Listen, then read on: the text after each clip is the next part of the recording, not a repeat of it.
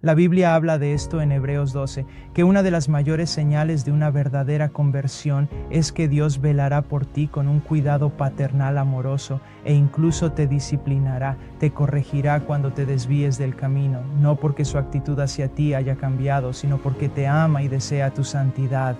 Vivimos tiempos en los que el verdadero evangelio necesita ser proclamado con claridad y fidelidad. Hoy tenemos el privilegio de compartir un poderoso mensaje del pastor Paul Washer, un siervo de Dios conocido por su compromiso con la verdad bíblica y su llamado al arrepentimiento genuino y a la fe en Jesucristo. Este mensaje ha sido doblado al español por el canal Avivamiento Reformado, con el propósito de edificar a los hermanos en Cristo y llevar el Evangelio puro a quienes aún no lo conocen. Washer nos lleva de regreso al corazón del Evangelio. Dios es justo, el hombre es pecador, y la única esperanza para ser reconciliados con Dios se encuentra en la cruz de Jesucristo. No se trata de una invitación superficial, sino de una llamada urgente a reconocer nuestra necesidad de salvación y a rendir nuestra vida completamente al Señor. Escuchemos con atención, con un corazón abierto, y permitamos que este mensaje nos confronte, nos edifique y nos lleve a una comunión más profunda con nuestro Salvador. Ante todo, el Evangelio comienza con Dios. Verás, todo el problema realmente se remonta a la naturaleza de Dios. Dios es justo, Dios es santo. Dios no puede violar sus atributos. Él no puede hacer algo que se contradiga a sí mismo. Él es un Dios justo. Ahora bien, eso es algo bueno. Sería aterrador saber que este universo fue creado por un Dios malvado, un Dios omnipotente que fuera malvado. Sería absolutamente aterrador. Así que es bueno que Dios sea justo, pero eso también presenta otro problema. Si Dios es justo, ¿qué hace Él con nosotros? Permítanme ilustrarles el problema. Hace algunos años estaba en Europa y iba a dar una charla en una universidad y yo sabía que el público realmente iba a estar en mi contra y todos tenían esta idea de que este dinosaurio social iba a venir con un mensaje tipo puritano y a decirles que todos eran pecadores. Así que cuando salí al escenario realmente estaba orando, Señor, por favor ayúdame, y siento que Él me dio sabiduría. Miré a este grupo de estudiantes universitarios y les dije, voy a compartir con ustedes la verdad más aterradora de las Escrituras. Y seguí diciéndoles y advirtiéndoles, estoy a punto de compartir con ustedes la verdad más aterradora que cualquiera podría conocer acerca de Dios. Así que, cuando todos estaban al borde de sus asientos, los miré y les dije, aquí está. La verdad más aterradora de las Escrituras es que Dios es bueno. En ese momento todos empezaron a reírse, a soltar risitas. Es como, ¿cuál es el problema? Algunos incluso lo dijeron en voz alta, dijeron, bueno, ¿cuál es el problema con un Dios bueno? Quiero decir, ¿por qué es eso una mala noticia? ¿Por qué es aterrador que Dios sea bueno? Y mi respuesta fue esta. Es aterrador saber que Dios es bueno porque nosotros no lo somos.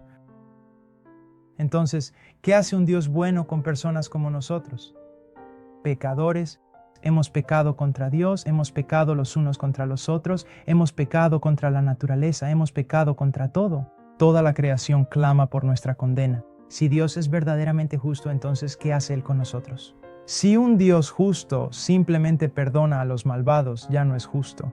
Si un Dios santo llama a los malvados a estar en comunión con Él, entonces no es un Dios santo. Así que la gran pregunta de toda la Escritura es esta. ¿Cómo puede un Dios justo perdonar a los hombres malvados y seguir siendo justo? ¿Cómo puede un Dios santo llamar a hombres malvados a tener comunión con Él y seguir siendo santo? Y la respuesta se encuentra en la cruz de Jesucristo. En la cruz de Jesucristo vemos esta tremenda y única revelación de la plenitud de los atributos de Dios. Dios es justo. Él debe condenar nuestro pecado. Dios es amor y por eso se hace hombre en su Hijo, vive una vida perfecta como hombre y luego va a ese madero y en ese madero los pecados de su pueblo son echados sobre él y toda la justicia de Dios, toda la ira de Dios que nosotros merecemos es descargada sobre la cabeza de Cristo en la medida exacta que se requería para satisfacer plenamente la justicia de Dios. Después de sufrir, Cristo dijo, consumado es. Eso significaba que Él hizo lo que se requería para satisfacer la justicia de Dios contra el pueblo de Dios. Él pagó el precio por completo. Esto es sumamente importante de entender, que no fue que nuestros pecados fueron expiados simplemente porque los romanos golpearon a Jesús y lo clavaron en una cruz. Nuestros pecados fueron expiados porque en ese madero Él llevó nuestro pecado y agradó al Señor, agradó a Yahvé aplastarlo. La ira de Dios que debió haber caído sobre ti y sobre mí, cayó sobre su Hijo unigénito, y Él la sufrió por completo. Él pagó el precio. Él murió, porque la paga del pecado es muerte, y al tercer día resucitó de entre los muertos. Y ahora Él está sentado a la diestra de Dios, y no hay otro nombre, ningún otro nombre en ningún otro mundo. No hay otro nombre dado a los hombres por el cual podamos ser salvos, excepto el nombre de Jesucristo. Él es el camino, la verdad y la vida, y nadie viene al Padre sino por Él.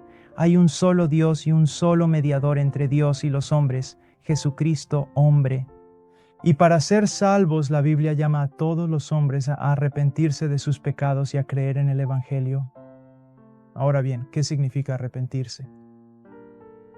Muchos han definido el término como cambiar de mentalidad. Eso es lo que significa la palabra en griego. Y esa verdad está ahí, pero eso significa mucho más de lo que tú y yo podemos concebir en nuestra cultura actual.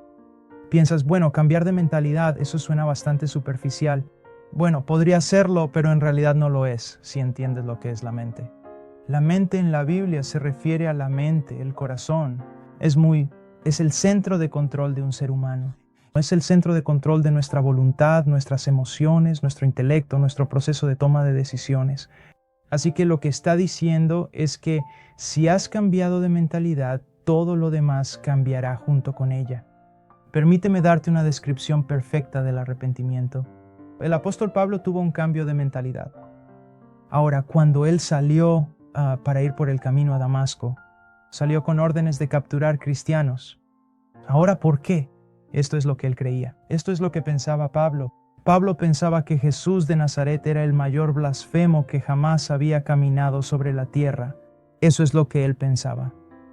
También pensaba que los cristianos eran una secta terrible que debía ser destruida. Eso es lo que él pensaba. Y luego, en el camino a Damasco, tuvo un encuentro con el Cristo resucitado. ¿Y qué sucedió? Su manera de pensar cambió. Toda su realidad resultó estar equivocada.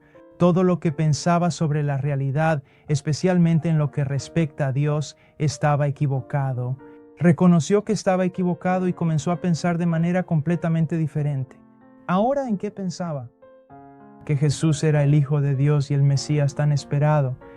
Ahora pensaba que los cristianos eran el verdadero pueblo de Dios, el verdadero Israel de Dios. Y porque sus pensamientos cambiaron, todo lo demás cambió. Después de ser bautizado, comenzó a ministrar y a predicar el Evangelio y a ser perseguido por la misma fe que antes perseguía. Verás, arrepentirse es darse cuenta de que todo tu pensamiento, toda tu visión de la realidad estaba equivocada, y luego ver y someterse a la verdad de Dios sobre quién es Él, quién eres tú y quién es Jesús y lo que Él ha hecho por ti. Ahora la pregunta es, ¿te has arrepentido? ¿Ha cambiado tu mente? Ese cambio de mente ha llevado a un cambio en tu intelecto, un cambio en tu voluntad, un cambio en tus emociones.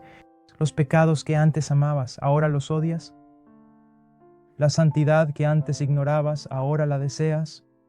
A Cristo, de quien antes no tenías parte, de quien vivías apartado, ¿ahora lo estimas? ¿Consideras el reino de los cielos como una perla de gran valor? Esas son evidencias claras de que una obra de arrepentimiento se ha realizado en tu corazón. No solo debemos arrepentirnos, sino que también debemos creer en Jesucristo, reconocer que no hay absolutamente nada en nosotros que pueda salvarnos.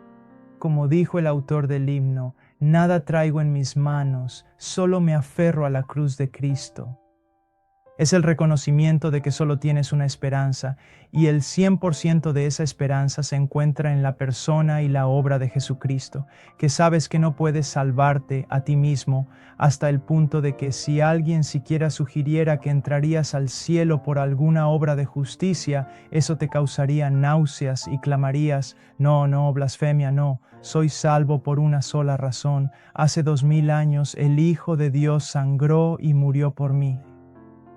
Así que la salvación nos llega a través del arrepentimiento y de la fe en Jesucristo. Ahora bien, si realmente crees en Cristo, tienes vida eterna. Pero ¿cómo sabes que realmente has creído? Incluso si has tenido algún tipo de experiencia de conversión y has sentido una especie de paz de Dios y muchas otras emociones, ¿cómo sabes realmente que es genuino? Bueno, una de las maneras en que sabes que es real es que continuará. No es que necesariamente continúe la euforia emocional, sino que lo que continuará es que seguirás creciendo en la gracia, seguirás profundizando en tu arrepentimiento, seguirás profundizando en tu fe. Poco a poco serás transformado cada vez más a la imagen de Jesucristo. Y tú dices: bueno, hermano Pablo, ¿un verdadero cristiano peca? Sí, lamentablemente sí. ¿Puede un verdadero cristiano caer en pecado? Sí. Pero aquí está la diferencia. Un verdadero cristiano no puede vivir en un estado continuo de carnalidad, un estado continuo de inmadurez. Porque la Biblia dice: el que comenzó la buena obra en vosotros la perfeccionará. La Biblia habla de esto en Hebreos 12, que una de las mayores señales de una verdadera conversión es que Dios velará por ti con un cuidado paternal amoroso e incluso te disciplinará, te corregirá cuando te desvíes del camino, no porque su actitud hacia ti haya cambiado, sino porque te ama y desea tu santidad. Verás, una vez que te conviertes en cristiano, pasas a ser parte de la providencia de Dios, y aquel que comenzó la buena obra la perfeccionará. El Evangelio de Jesucristo es que Dios es justo, que el hombre está radicalmente depravado y es digno de toda condenación, que para poder perdonar a los hombres, primero debía satisfacerse la justicia de Dios, y eso se logró en la cruz, donde Cristo ocupó el lugar legal de su pueblo, cargó con su pecado y fue aplastado bajo todo el peso de la ira de Dios contra ellos. Al morir pagó el precio por completo, ha resucitado de entre los muertos y ahora todos los hombres en todas partes pueden ser salvos por medio de la fe, por medio del arrepentimiento y la fe en Jesucristo. Y la evidencia de ese arrepentimiento para salvación y de esa fe para salvación será la obra continua de Dios conduciendo a la santidad.